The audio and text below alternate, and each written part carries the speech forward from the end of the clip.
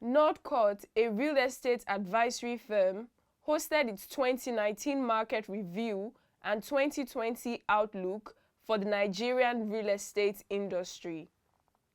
It brought together developers, financial market players, experts, and analysts. The keynote speaker and CEO of Graeme Blaque, Mr. Zeal Akaraiwe, gave his perspective on the 2020 economic outlook and the effect of the finance bill on the real estate sector. There are 4 things that the Nigerian economy is highly susceptible to. Those 4 things determine how the economy will behave. 1, as you can imagine, will be economic policy stability. 2, I'm starting with the least obvious. 2, which we had last year and we had in 2015, is election cycle. 3 will be oil price, and 4, foreign reserves. Now, the economy of Nigeria, these 4 things are extremely important for how the economy will behave. Oil prices over the last year have more or less stabilized. With this Iran-US issue, it's more likely to go up than down. So lucky for us, regarding the budget and 2020 outlook, our worst case scenario is that oil prices will be stable, because I think for this year there'll be anything but stable. What the US has done with Iran opens a brand new door for volatility. Anything can happen. Well, anything except oil prices going down. So even if Iran does not respond, even if they don't respond, the markets are going to price in the probability that they will. And so oil prices are going to, at the worst case scenario, stay, unless there's a brand new event. We know that FIRS's ability to increase revenue is very limited. And so the federal government in the finance bill increased VAT to 7.5%. Now, a lot of people will think that that's to increase revenues for the federal government, but it's not. And that is one of the implications I would like to discuss. Why did the federal government increase VAT to 7.5%? The assumption is they want to get more money. But you see, when you understand that the VAT share to the federal government is 15%. So for every 1 trillion in VAT FIRS collects, the federal government only gets 150 billion. So when you calculate that the entire FIRS revenue, that's PPT, non-PPT tax, VAT collection specifically for 2019 will end just about 1 trillion. The average about 300 billion a quarter. Right? So let's even say they average 2 billion in the whole year.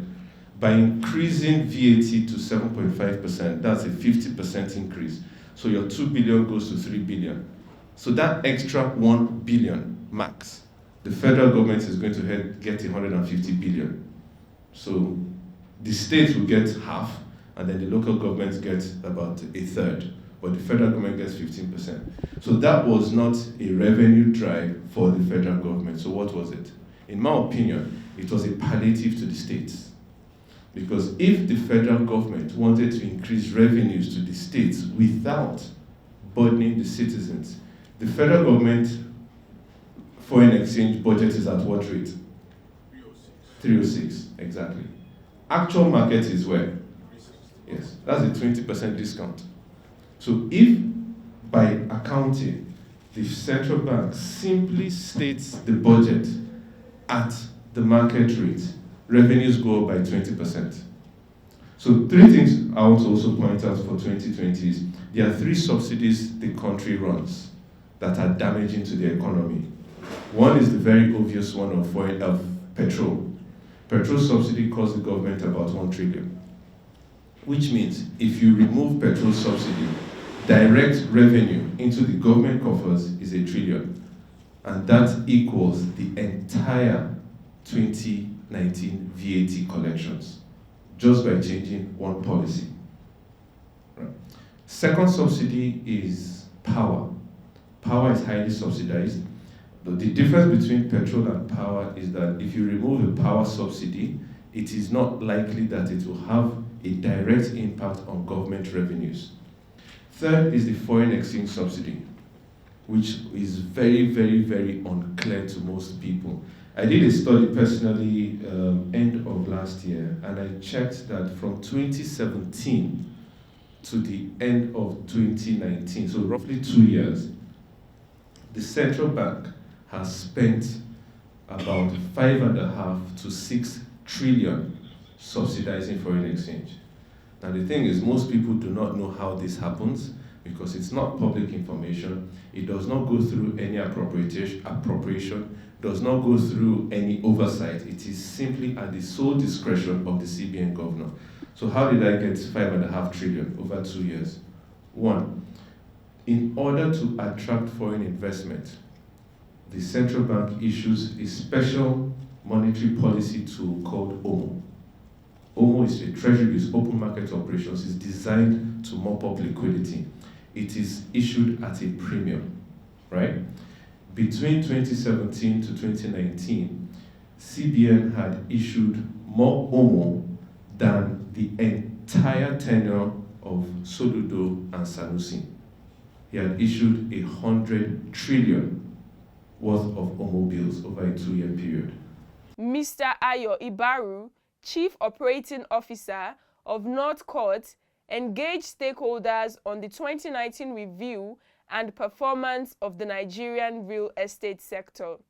Coming from 2016, we found that in Lagos, Abuja, and Port Harcourt, on average, vacancy rates have dropped. They've dropped for various reasons. In Lagos, you find that developers are getting a bit more thoughtful about what people want. Okay, so gone are the days of just 4-bed, 5-bed. People are now saying, well, maybe studios are the way to go, maybe 1-beds are the way to go, and so that's also helping. Port Harcourt, largely because it has yet to extricate itself as a state that is unsafe. That's the thing with Port Harcourt. I mean, you don't think of Port Harcourt and think of safety. You think of where you put your family, then you go and work there. Then where you be. Maybe you meet your family in Abuja or Lagos, or where you find it best. So Port Harcourt is still regarded as an unsafe environment for investment, large scale, and what that means is supply is hamstrung. People are not willing to put their money there. Abuja, vacancy rates are dropping in Abuja because we're not having as many developments reaching completion. It's the seat of government, so word travels around fast. I mean, if it travels fast in Lagos and Abuja, it travels even faster. People are careful about who they spend with, what they spend on, and who knows that they are the ones spending what they are spending. You get my point. I mean, friendship is strong and sweet in Lagos and some other states, but when it gets to Abuja, it begins to, it's tested, because people who you grew up with, who you went to school with, you're asking, who bought this? It's like they just go deaf all of a sudden. They can't really hear you again. They're not really sure, because everyone is just careful. You don't transact with people you do not know. So that has really affected even the availability of information. But safe to say, on average, if you look at the trend lines there, vacancy rates have declined. Also, at the event, the CEO of North Court, Mr. Tayo Odunsi, in his presentation, gave insight into the 2020 Nigeria real estate sector outlook. What we found is that real estate is growing very marginally. So it's growing by, the forecast is, in 2019, it grew by 22.28% nationwide. Lagos grew by about 1.65. Then Lagos mainland, there was a split, a marginal difference between Lagos mainland comes top to Lagos to the island. We just did it the colloquial way, the way we say island and mainland. I don't mean Lagos island where the urban is. When I say island, we all know. So this chart is in disagreement with the MBS statistics. And this was we use real data. This is data from, tracking over 1,000 properties for this time. A lot of challenges in the later years, but we were able to find ways to smooth the data and make it work. On the economic side, there's obviously low but improving purchasing power. All right. One sector that the government of today has really worked on is the manufacturing sector.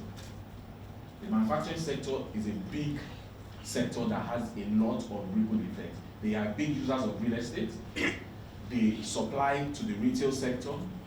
They deal with a lot of expatriates, so they attract they also impact hospitality, and then they work out of an office. So manufacturing is very big, and interestingly, that's one sector the government today has focused on. Ease of doing business, giving a lot of discounts here and there. That's why Kellogg's is being produced down the road now, Dano and the likes, and things like that. So there's some improving purchasing power, but it's still low. There's a lot of research, and the jury is not out yet on how much you going green will add to rent. We don't yet know. We will do the research after a while. But one thing going green does for you is that you're more attractive. So they may not pay more for your green, but they will choose you over the person that is not green. So that's my own philosophy to development. You don't use a machine gun, you use a rifle, a sniper rifle. So if you know that's what's going to make them choose you over every other person, over this one, that one, let not mention anybody's name, go green. Mr. Ayo Ibaru and Mr. Tayo Odunsi speak further on the essence of the breakfast meeting. Okay, so the idea behind the 2020 Nigeria real estate market outlook breakfast and networking session was pretty much to give an overview of what happened in 2019 in the real estate market, of course coming from the economic backgrounds, and then try and speak to what we think will happen in 2020. So the idea is starting your year right for those who want to invest, or for those who just want to understand what's going on or what is likely to happen in the market. 80% of all wealth is held in real estate, and we find that people got their fingers burnt a few years ago, and events like this, give an understanding of where to invest, your funds, and just helps you understand what's going on pretty much. Yeah, so that's why we put this together. From this forum, how can the real estate sector reposition itself to address the issue of mass housing scheme in the light of the high poverty index in Nigeria? Okay, so we shared a lot of insights today, I believe. We'll be sending out the slides, sending out the information. And what this tried to do was to give people an understanding of what's going on. So this event today has pretty much opened people's minds, I think, to what they need to do. Because it's not a thing of the real estate market repositioning itself, which is correct to a certain degree. But it's more of the players in the market, the developers, the advisors, the brokers, the construction people, so say the financiers, sitting down and taking very consumer-oriented or user-specific positions. What we've had hitherto have been, professionals just doing what they think is right and expecting the public to buy it. But we're finding that doesn't work. And what this has done is giving people a chance and giving people things to think about, to have a rethink and say, look, with these things that I'm seeing here, we need to look at what we're doing as regards the kind of information, the kind of data, the kind of products we're dealing with. And that's really what I think this presents as an opportunity for the real estate market. The reason why we organize this breakfast forum is because people ask us a lot of questions as real estate advisors that what's going to happen in the market in the coming year. We get to go to a lot of clients to do these presentations, but we just thought, why not open it up to the wider public? Let anyone that is interested, anyone that wants to learn about the outlook for 2020, get to come and sit down and hear our thoughts on the market. So that's why we just organized, and it's been a good one.